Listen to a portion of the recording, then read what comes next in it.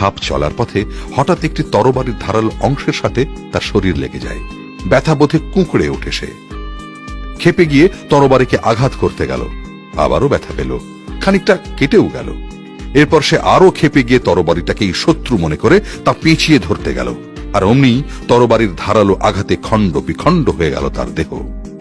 অর্থাৎ রাগ বা ক্ষোভ এটা অন্যের চেয়ে আপনার ক্ষতিই বেশি করে, সম্পর্কে তৈরি করে স্থায়ী ক্ষত, সুযোগ নষ্ট হয়, জীবনে আসে রোগ, শোক, হতাশা, ব্যর্থতা, আর জীবন যুদ্ধের প্রতিটি ক্ষেত্রেই হেরে যেতে থাকেন আপনি। সাপ চলার পথে হঠাৎ একটি তরবারির ধারালো অংশের সাথে তার শরীর লেগে যায়। ব্যথা বোধে কুঁকড়ে ওঠে সে। ক্ষেপে গিয়ে তরবারিকে আঘাত করতে গেল, আবারও ব্যথা পেল, খানিকটা কেটেও গেল। এরপর সে আরো ক্ষেপে গিয়ে তরবারিটাকেই শত্রু মনে করে তা পেঁচিয়ে ধরতে গেল, আর অমনি তরবারির ধারালো আঘাতে খণ্ড বিখণ্ড হয়ে গেল তার দেহ।